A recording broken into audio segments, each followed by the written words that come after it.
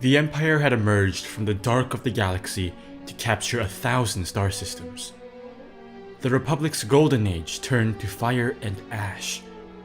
And as the war went on, the enemy subjugated more planets, built more ships, in their lust for conquest. But to start a war, to seize a man's home, is one thing.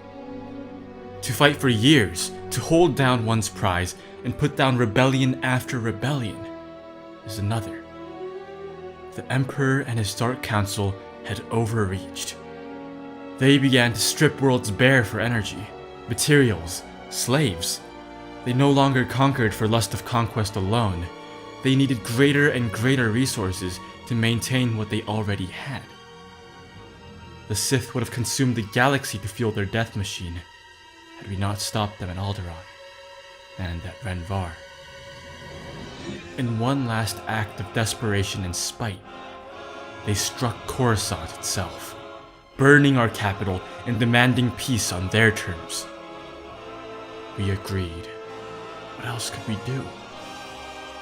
7 of the Dark Council survived the war. 7 Sith Lords who ruled in the Emperor's name.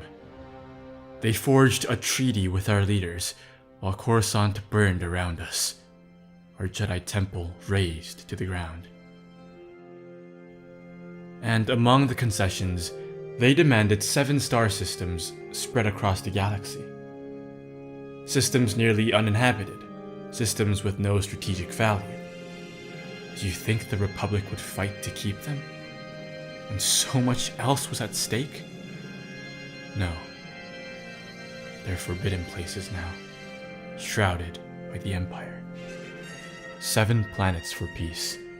7 for 7 Sith. This is no coincidence, for I tell you, I have been to the Vesla system and seen the mark of Darth Mekhis.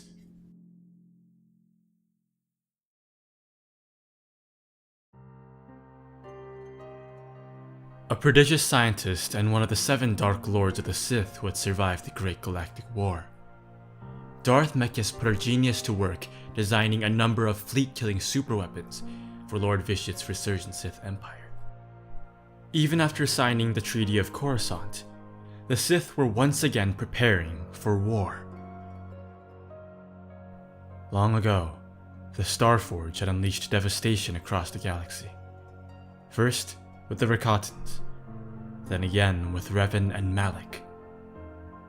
Inspired, Darth Mekhis imagined another space station, greater than even the Starforge, to be the staging grounds for her genius. So born was the Sunraiser, a massive facility that circled the system's star, siphoning enough energy moment by moment to power a civilization. But there was another reason Darth Mekhis had chosen the Vesla system. Not only was it to be the build site of her creations, but also a testing ground. As her weapons neared completion, she used the planets of the Vesla system to test their devastating power. Soon, the entire system was converted into a lifeless husk, a sterile laboratory for Darth Mekhis to play God.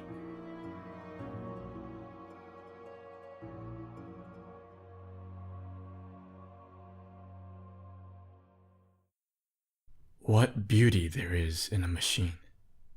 What is a ship if not a cocoon? What are its passengers if not larvae ready to burst into the world? Darth Mekhis spoke these words above the Roar Jan, which means she whose leaves sweat poison in the Sith language. A gift to Darth Mar, this Dreadnought-class warship possessed the ability to flash a beam of powerful radiation onto a planet's surface, killing everything in a 3-kilometer radius. The Gauntlet, another one of Darth Mekhis' designs, was a lightspeed cannon that could shoot a ship out of hyperspace. Eventually, it was found and destroyed by the Republic Special Forces. The Silencer, christened by Darth Mekhis and awarded to Darth Nox, was a fleet-killing cannon with the power to destroy several capital ships in rapid succession. Fortunately, most of the silencers were lost during the war with Valkorion.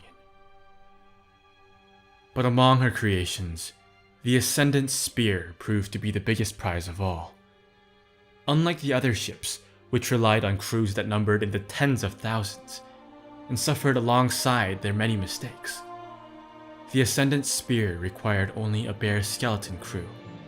1,000 perhaps, nothing more. Instead, a Sith Lord connected him or herself into the ship's system directly, and the Force, rather than a human crew, guided their every action. Once linked, the Spear's advanced systems gave the connected Sith Lord a perfect awareness of all that was transpiring. Over the course of the next conflict with the Republic, the Ascendant Spear and its leader, Darth Carid, almost single-handedly won the war for the Sith, before it was destroyed by Jedi Master Nosterau and Theron Shan.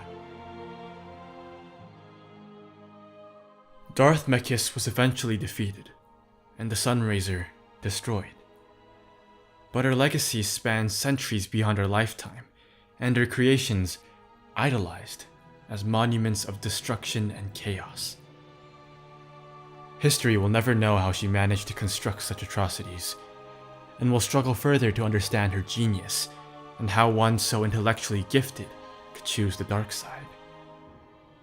But her tale will forever serve as a warning, an example that however talented you may be, you must always be wary of the dark.